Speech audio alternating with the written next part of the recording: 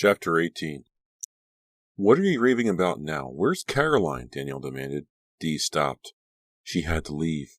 Leave? Danielle pointed to Caroline's car. So what's this doing here? She didn't have to leave, Dee. I don't believe you. Where is she? It doesn't matter. Dee stepped up to Danielle. I want to talk to you. Great, Danielle thought bitterly. Just what I need. I haven't got time. Besides. Listen to me, Dee snapped. Time is exactly what you won't have if you don't leave the band. Danielle leaned back against Caroline's car and crossed her arms. Look, Dee, I'm not quitting the band, no matter how much you want me to.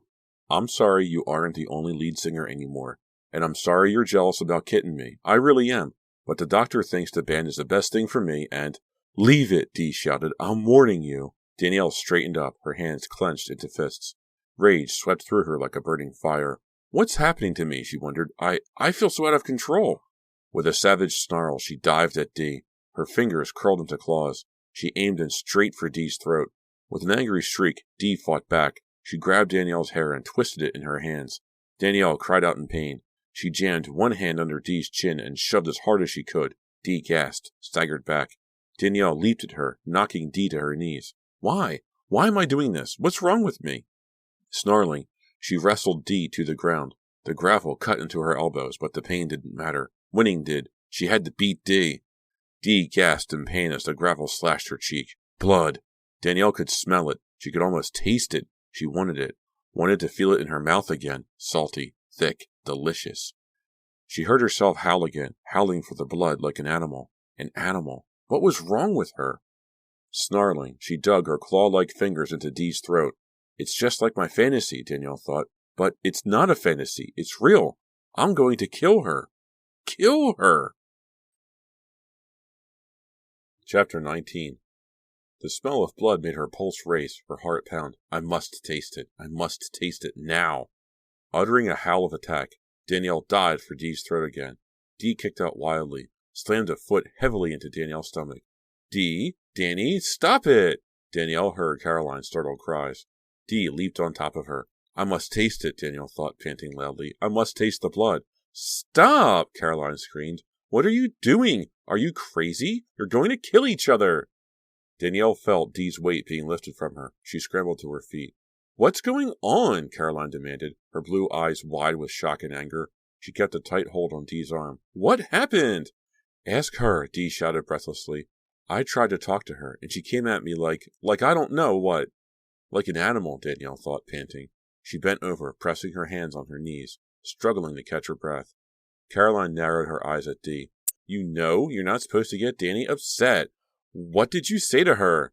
Nothing, Dee muttered. She yanked her arm free. Nothing at all. Forget it. With a last angry glance at Danielle, Dee spun away and ran at full speed out of the parking lot. When she had vanished from sight, Caroline turned to Danielle. Wow, that was really horrible. Are you okay? Danielle nodded, still breathing hard. Where did you go? I got bored, so I walked over to the river, Caroline explained. She looped her arm around Danielle's shoulder. Are you okay? What did Dee say to you? She told me to get out of the band, and Danielle took a deep breath. I jumped on her, Caroline, just as she said. Don't get upset. She made you angry, that's all.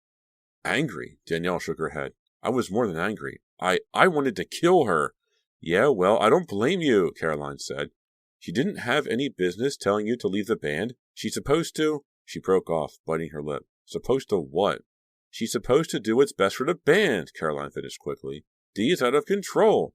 No, you don't get it, Danielle told her. I'm the one who lost it. I really did want to kill her. And then I saw the blood and it made me crazy. What's wrong with me, Caroline? It was just so weird. Nothing's wrong, except you need to calm down, Caroline replied, keeping her arm around Danielle. Let's forget about shopping today. Come on, I'll drive you home. Caroline doesn't want to believe that I'm so totally messed up, Danielle told herself as they drove away. How can she say nothing is wrong? Danielle glanced across the car at her friend. Caroline frowned and tensely bit her lip. Her hands gripped the steering wheel so tightly the knuckles were white. She does know something is wrong, Danielle thought, and she's afraid. Maybe she's even afraid of me. I got you now. You're dead meat. Danielle ducked down and held her breath. Silence. Where is he?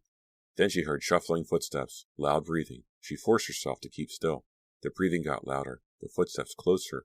Finally, a blonde head poked out from behind a large cardboard box. Danielle grinned and aimed her super soaker. Gotcha! She shouted and sprayed water onto her brother's chest. Cliff fell to his knees and tried to catch a stream of water in his mouth. Help! I'm drowning! Danielle laughed and pumped the water gun and sprayed him again. After the frightening scene yesterday, it felt good to be out in the backyard playing a game with her little brother. How'd you get me? Cliff asked when Danielle's gun was empty. He pulled up his drenched t-shirt. It wasn't exactly hard, Danielle told him as they refilled their water guns from a faucet on the side of the house. You walk like an elephant, Cliff, and I could hear you breathing a mile away. You sound like Aunt Margaret, Cliff complained. She's always telling me not to breathe through my mouth or else a bug's going to fly in. So keep your mouth shut, Danielle advised. Yeah, okay. Cliff squirted water on her arm. Come on, I'll get you this time. The two of them ran to opposite ends of Cliff's cardboard fort and took cover. The cardboard was getting a little soggy, Danielle noticed. Hey, Cliff, she called. Your fort's going to collapse if it gets much wetter. Maybe you ought to find some wood and build another one. Cliff shouted a reply. Danielle couldn't make out the words. Now I know where he is, she thought. He falls for that trick every time. Danielle heard a soft thud. Grinning, she crept along the length of the fort and turned a corner. Her brother crouched in the dirt. Gotcha again, she yelled, aiming the water gun. Time out, Cliff protested. I hurt myself. Danielle rolled her eyes. Nice try, Cliff. I did. I fell and scraped my arm on one of the boxes. I didn't know cardboard was so sharp. Cliff stood up and held out his arm. See? It's bleeding. Danielle moved closer and stared. A small cut, about half an inch long. Bright red blood flowed down the slender arm. She reached out and took hold of her brother's arm. What are you doing? Cliff cried, trying to pull away. Danielle tightened her grip. That's gross, Danielle. Stop it! Cliff's protests buzzed annoyingly in her brain. The words made no sense to her. The cut filled all her senses, rich, red, pulsing. Danielle pressed her lips against Cliff's soft skin and hungrily lapped up the blood. Chapter 20. That night, Danielle pulled back the curtains on her bedroom window and gazed out at the backyard. The moon hovered over the silvery trees, low and full. Its bright light washed over Cliff's sagging cardboard fort. Danielle turned away from the window. I can't believe I did that, she thought, raising her hand to her mouth. I can't believe I drank Cliff's blood. Think about something else, she ordered herself. A song. Write a new song. Take your mind off what has been happening to you. Danielle lay down on the bed and propped her legs up on the windowsill. Closing her eyes, she let words and images drift in and out of her mind. She often composed this way without her guitar. Later, once she had all the words in her mind, she put them to music. After a while, the lyrics began to take shape. I'm at the window, howling at the moon, crying out my love, trying to get through to you.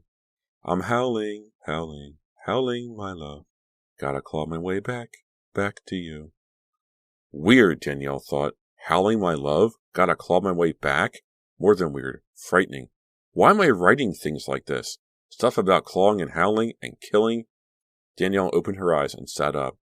Outside, the moon seemed brighter. She shivered and reached for the curtain. Her arm stopped in midair. That shadow on Cliff's fort, was it there before? Every muscle tensed as Danielle watched the shadow slide across the tattered cardboard and into the cold light of the moon. Someone lurked in the backyard, staring up at her bedroom window. Chapter 21. Danielle ducked back in the folds of the curtain. Hidden in the darkness, she struggled to catch her breath. Then, cautiously, she peered around the curtain again. A face, pale in the moonlight, tilted toward her window. Billy's face. Danielle leaned out the window. Billy, she called in a loud whisper. What are you? Wait, I'll come down. She didn't want to wake her aunt and Cliff. On tiptoe, Danielle made her way downstairs and into the kitchen. She unlocked the back door and eased it open. Billy crept inside.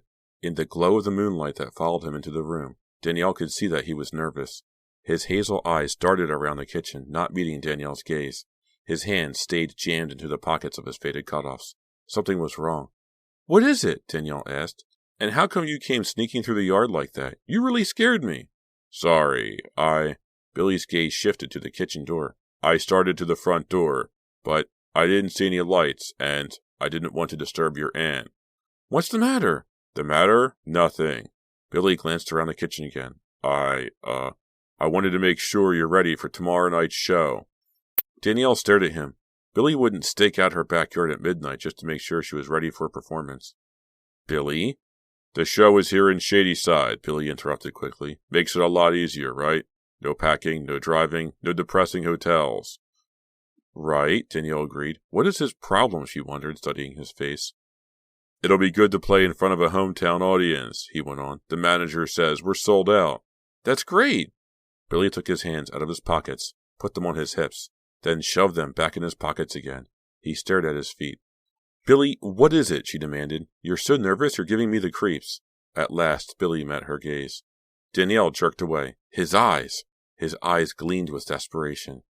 Licking his lips, Billy shifted his weight and began inching toward Danielle. Danielle, I have... What? Danielle cried. She took another step back and bumped into a kitchen chair. What is it? Just tell me. Billy kept moving closer to Danielle. Bad news, he whispered. I have very bad news. Chapter 22. Bad news? Danielle edged around the chair and glanced toward the door leading into the hallway. She suddenly wanted to get away from him. Fast. What is it? It's Dee, Billy answered. Dee? Danielle stopped moving. What about Dee? She quit the band. Danielle stared at him. She quit? Billy nodded. I would have talked her out of it, but she didn't tell me in person. She left me a note. Did she say why? Not really, Billy replied. She wrote that she couldn't handle what was happening. She meant me. I know she did, Danielle declared. She hated me, hated having to share the lead with me, and... No, Billy broke in. It wasn't you, Danielle. He closed the gap between them. I know it wasn't because of you. Then why? Danielle asked. Secretly, she felt relieved. It would be great to not have Dee glaring at me anymore, Danielle thought. Why else would she leave? Danielle demanded. Billy broke off. He cleared his throat tensely. Never mind, he told her. Listen, I better go. Sorry about scaring you before. See you tomorrow at rehearsal. Billy pushed open the screen door and quickly melted into the shadows of the backyard. Danielle didn't try to stop him. She shut the inner door and bolted it, glad he was gone. I'm shaking, Danielle realized. Billy scared me. He acted so strangely. I could see he didn't tell me everything. What is he hiding? Back up in her own room, Danielle closed the curtain and flopped down on her bed. Useless to try to write anything now. She couldn't stop thinking about Billy's visit, and Dee. What did Billy want to say about Dee? He was definitely keeping something from her. Danielle jumped up and began to pace the room. She had the creeps, and being alone made it worse. She needed someone to talk to be with. She picked up the phone next to her bed and listened to the dial tone for a few seconds. Who should she call? Caroline? No. Kit. Kit with his cool, dark-lashed eyes and his warm smile. Kit who cared about her. Kit lived alone in the carriage house of a North Hills estate. It was late, but Danielle didn't care if she woke him up. She needed to talk to him. Kit answered on the first ring. Kit? Danielle, he replied. Hey, I'm glad you called. Danielle smiled, happy to hear his voice. Me too. What's up? Nothing. Danielle paused. I just wanted to talk to somebody. To you, I mean. Well, that's good to hear. But you sound kind of stressed out, Kit said. Is anything wrong? Not really. Well, maybe, Danielle admitted. Billy was here. He left about 5 minutes ago. Kit's voice rose in surprise. What was he doing there? I'm not sure, Danielle replied. He told me about Dee quitting the band. Yeah, he called me a couple of hours ago with the news. Now Kit sounded annoyed. Nice of Dee to give us so much notice, huh?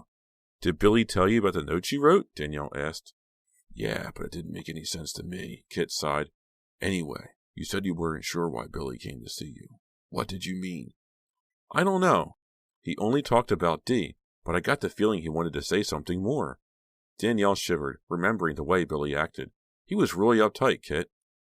Well, he's got a lot on his mind, especially now that Dee's gone, Kit reminded her. He's usually pretty cool, but I guess I kind of freaked him out. But don't worry about Billy. He's a good guy. Is he? Danielle wondered. She used to think so. A great guy, actually. But now she wasn't sure. Something about Billy really troubled her. Danielle, you still there? I'm here, she said. I'm just a little messed up. Kit tisk-tissed. Well, it doesn't sound as if I'm doing much good. Hey, you want me to come over? I'd love to, Danielle replied quickly. You sure it's not too late? Are you kidding? The later the better, Kit said. I'm a night owl, remember? Okay, great, Danielle thought a second. But don't come to the door, okay? My aunt's asleep. I'll meet you out front, and we can take a walk.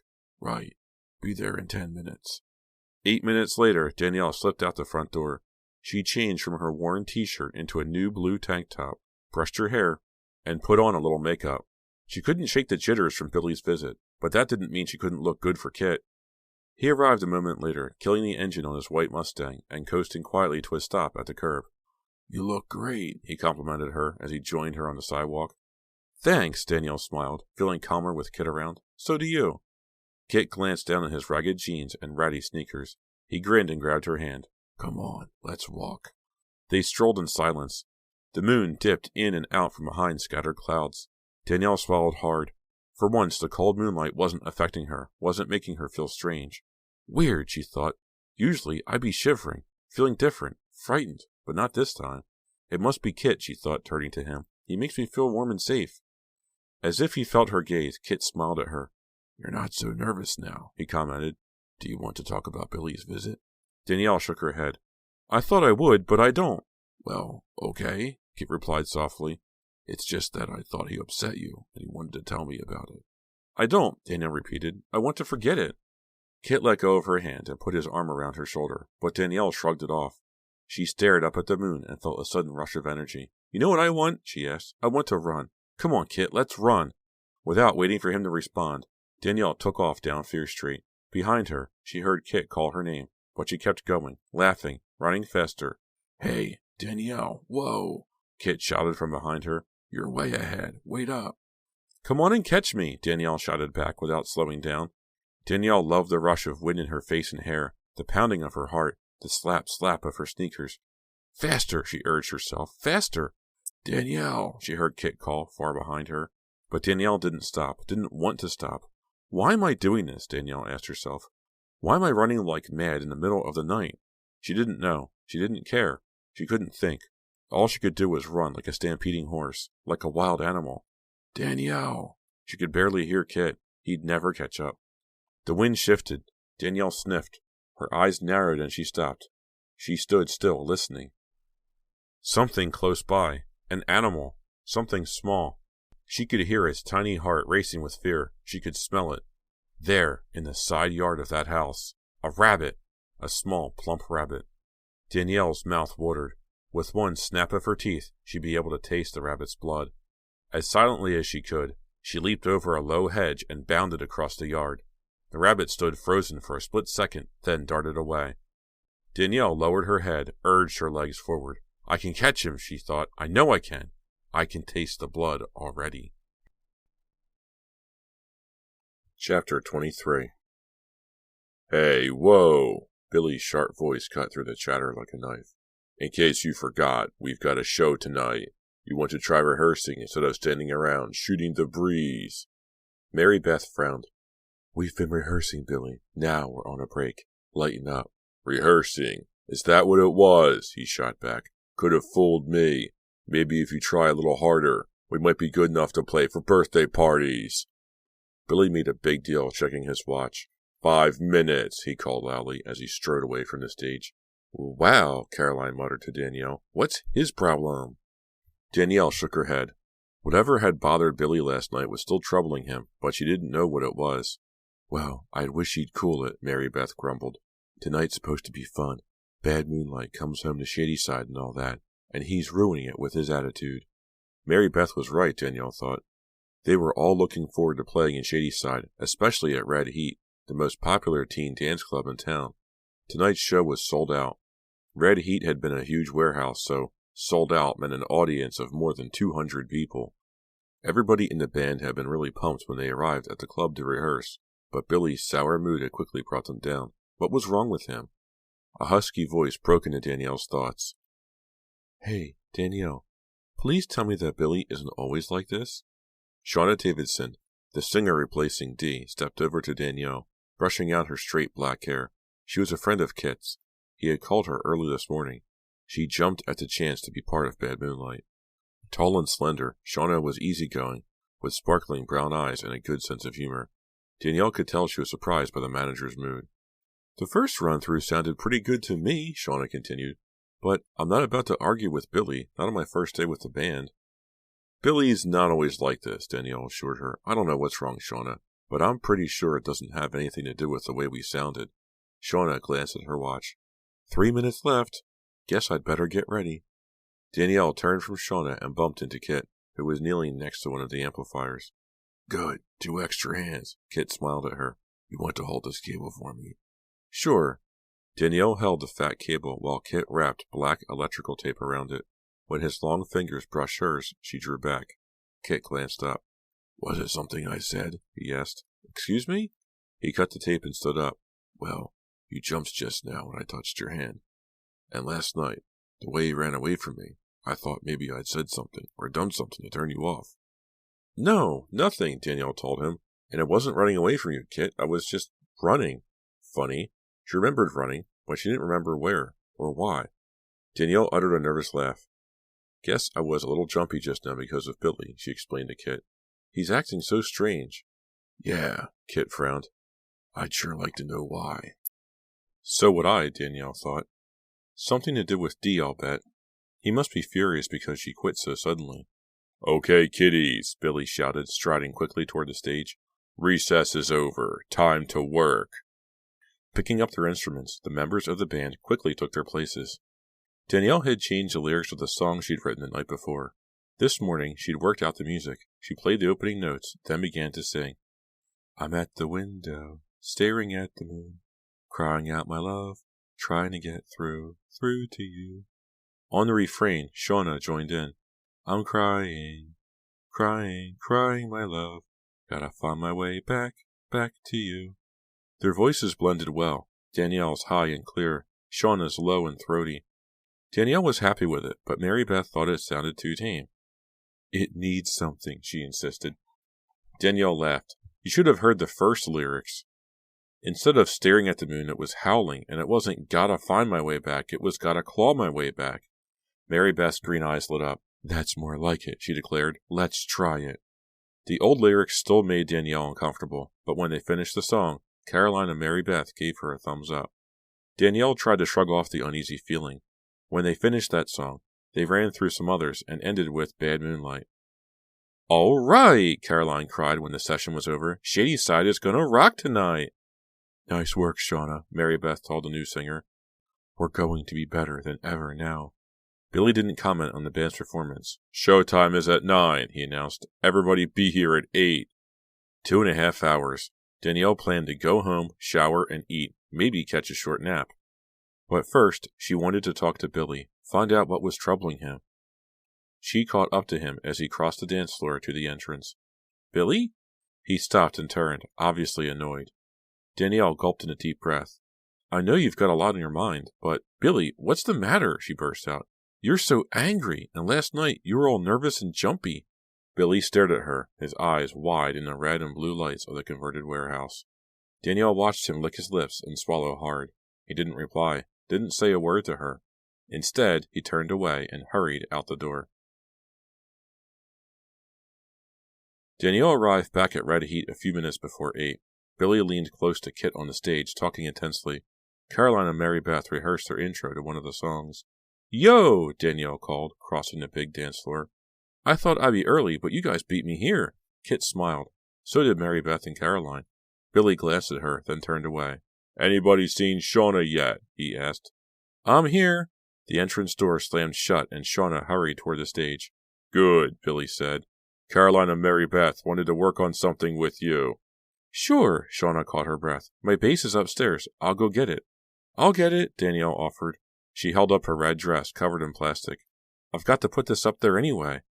Thanks. It's in the big trunk, Shauna said. Be right back. Danielle crossed to the circular metal staircase that led up to the loft. A couple of dressing rooms were crammed into the low-ceilinged area above the main floor of the warehouse. The rest of the space held extra lights, cables, and other equipment. Danielle reached the top and flipped on the overhead lights. She hung her dress on a garment rack in the first dressing room, then went to get Shauna's guitar. The big trunk Shauna had instructed her. Glancing around the shadowy storage area, Danielle discovered 3 big trunks. 2 of them were shoved back against the wall and covered with dust. Must be the first one, she decided. She examined it.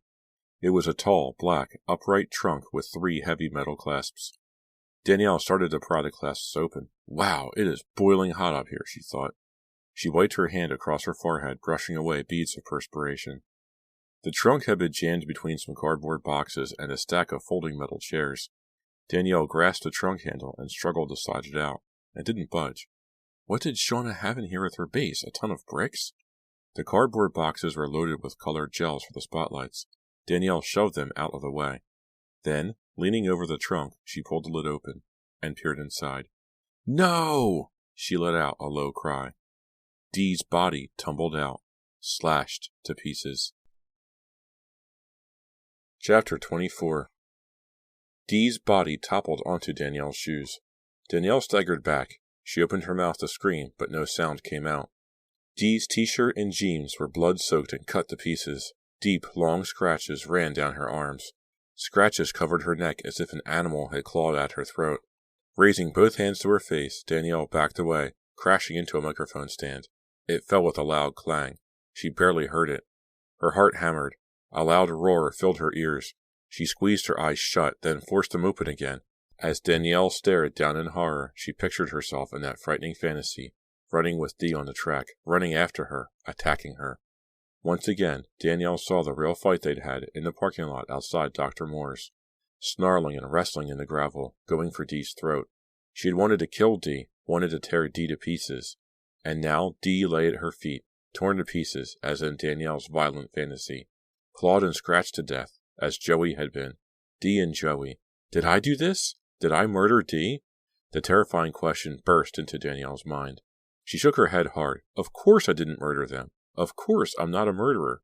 She couldn't remember what had happened that night in the park with Joey. And Dee? Danielle couldn't remember. Dr. Moore had assured her that she wouldn't act out her violent fantasies. But what if he was wrong? A violent shudder ripped through Danielle. Get out, she urged herself. Get out of here, now. Danielle tripped over the fallen light pole and landed heavily on the floor. Pain shot through her knee, but she ignored it. Gasping for breath, she scrambled to her feet and raced down the narrow corridor. Someone waited at the top of the stairs. Billy! Danielle staggered to a stop. He watched her, not speaking. She stared into his eyes, her mind racing. Billy acted so nervous last night when he told her about Dee quitting the band. So nervous he frightened her. He was hiding something. Was he hiding Dee's murder? Did Billy know that Dee was dead when he came to visit Danielle? Was that why he acted so strangely? Did Billy murder Dee? Why? Why would Billy murder Dee? Billy shifted his weight and narrowed his eyes at Danielle. He knows, Danielle realized. He knows that I discovered Dee's body. I have to get away. Have to get help. Get out of my way, she screamed at him. Billy didn't move. He blocked her way to the stairs. Let me out, she shrieked in panic. Let me out of here. No, Danielle. Billy reached toward her. I'm sorry. I can't let you go now.